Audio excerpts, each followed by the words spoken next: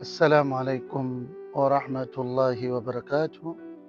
الحمد لله بنعمته تتم الصالحات، والصلاة والسلام على هادي إلى الخيرات نبينا محمد وعلى آله وأصحابه ذوي المجد والكرامات.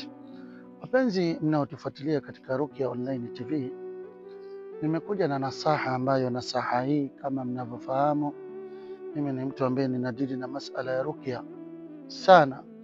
Pindi ninapopata matatizo kwa wagonjwa wangu, kutaka kushare na baadhi ya watu ili tuweze kutatua, kwa sababu wanaokuja ni wachache, wanaosikiliza. Anayekuja hapa anaweza asisikilize video hii, na anayesikiliza video hii anaweza asifike hapa. Kwa hiyo tuna share katika pande zote mbili. Nasaha ambayo nataka kuieleza kwa wagonjwa ambao naipata sana ni pindi pale mgonjwa anapokuja kutaka kufanyiwa ruqya, kisha anakwambia ustadhi, nifanyie ruqya lakini niko na ruhani wangu, naomba usimtoe, huyu ruhani ananisaidia. Au nilienda pale kusomewa, basi yule bwana alichukua maruhani wangu wazuri akawatumia. Je, ustadhi, wewe pia utamchukua ruhani wangu ukamtumie?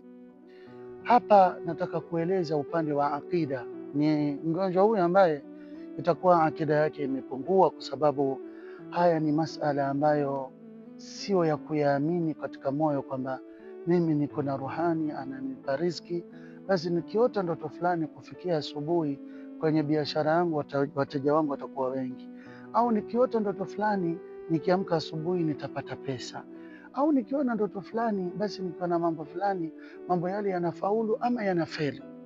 Kwa hiyo hapa ni pahala ambapo nataka kukueleza wewe ndugu yangu Muislamu, wewe uliyoshikamana na kamba ya Mwenyezi Mungu, kwamba mwenye kunufaisha ni Allah peke yake, mwenye kudhuru ni Allah peke yake, mwenye kutaka unufaike ni Allah peke yake, mwenye kutaka udhurike ni Allah peke yake. Hakuna jini wala mwanga wala mzimu ambao utaweza kukusaidia wewe uweze kufaulu katika mambo yako, bali hizi zote ni taufiki zake Allah. Na ndio mwanadamu anapoelekea katika mambo ambayo sio Allah, Mwenyezi Mungu humfungulia, kwa sababu ashasema nuwallihi ma tawalla, kule ambako wataelekea sisi tutawasukuma huko huko, wa nuslihi jahannam, kisha siku ya kiyama tuje tuwaingize katika moto wa jahannam. Kwa hiyo wenye beliefs ambazo sizo za kiakida, ni za kishetani, shetani na kishirki, Allah huwafungulia na atakuwa yeye anaamini na ataelekeza watu na atakuwa na wafasi. Ama wa tauhidi anahitaji subra ya hali ya juu sana. Kwa hiyo ninawahusia ndugu zangu, mwenye tabia hizi au akida mbovu kama hii ni mbovu, aweze kuirekebisha kwamba ustadhi, maruhani wangu siwatoe kwa sababu wananisaidia. Ukiwa na kitu kibaya mimi naona, ukiwa na kitu kibaya maruhani wangu wananielekeza, ninaenda ninakitoa.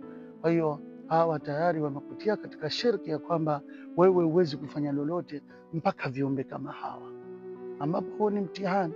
Na kila mmoja yuko na ruhani, kila mmoja yuko na ruhani. Na ndio mama Aisha radhiallahu anha alimuuliza Mtume, baada ya Mtume akasema kila mmoja yuko na karin. Akauliza hata anta ya Rasulullah? Akasema hata mimi Mtume niko naye, lakini wangu mimi amesilimu. Kwa hiyo kila mmoja yuko na ruhani, na lau angekuwa watu wana itikadi hizi, wangekuwa mtu hatoki kwenda kazini au kwenda kuapply kazi mpaka ruhani amwelekeze kwamba ile kazi ina kheri na wewe, au hatoki kwenda kuoa mke mpaka ruhani amwambie huyo mke ana kheri na wewe, ama hatoki kufanya jambo mpaka ruhani amwambie ili jambo lina kheri na wewe.